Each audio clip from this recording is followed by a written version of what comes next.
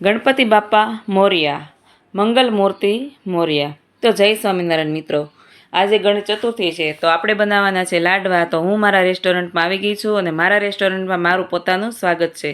તો મારી દેશી ચીમની છે મેં ખોલી લીધી છે, ઘરનો કરકરો લોટ લઈ લીધો છે, સાથે સાથે બેસન અને રવો પણ મેં એડ કર્યા છે. તો એના લાડવા બહુ મસ્ત બને છે.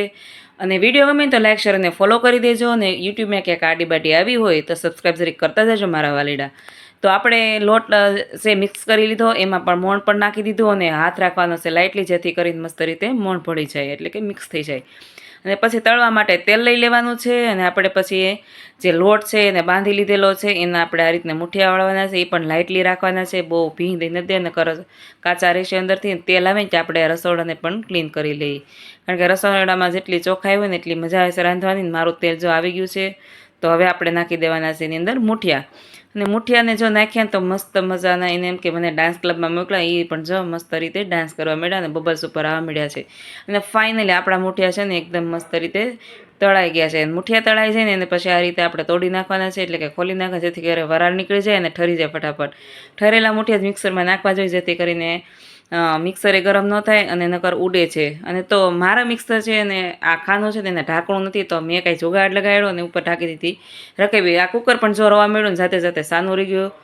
અને આ મારું જે ચૂરમું છે ને એકદમ રેડી થઈ ગયું, એકદમ ઝીણું દેળું છે. ઝીણું દેળવાથી શું થાય કે લાડવા મસ્ત બને છે.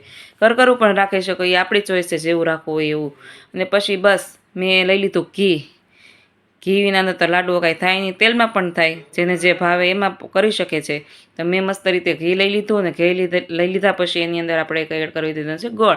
ઘણા ચૂરમું બનાવે એ ખાંડમાં બનાવે, એટલે કે મોરસ શુગર જે કયો એમાં બનાવે છે, પણ ગોળમાં સારું લાગે. નાની નાની ઢીંગલીઓ શીખતી હોય એને એમ થાય કે પાયો કેટલો લે, તો જો આમાં બબલ્સ આવે ને દીકરીઓ, એટલું જ આપણે કરવાનું છે. અને પછી એડ કરી દેવાનું છે આમાં, કારણ કે બહુ પાયો હેવી લેવાનો નથી આવતો, નકર આ લાડવા પણ કડક થઈ જાય, દિવાલમાં મારો ને તો તૂટે નહીં એવા થઈ જાય. અને પછી લાડવા મેં બે વાળા, પછી મને યાદ આવ્યું સાલામાં પૈસા નાખ્યા હોય, તો પછી મને એમ થયું ચાલ પૈસા હું એડ કરી દઉં. તો પૈસા મેં બધામાં નાખી દીધા, એટલે બધાય ખુશ, કોઈને એમ ન થાય કે મારામાં આવ્યા કે ન આવ્યા. અને પછી ગણપતિ બાપાને મેં લાડવા ધરી લીધા અને દાદાને પ્રાર્થના કરી કે ભગવાન, તમે આ મહિનામાં વિઘ્ન હરવા આવ્યા છો, તો દુનિયાના તમામ લોકોના વિઘ્ન હરી નાખજો. અને બસ પછી અમે ખાઈ પીને નવરા થઈ અને મેં મારો રેસ્ટોરન્ટ કરી દીધું બંધ. જય સ્વામિનારાયણ, જય ગજાનંદ.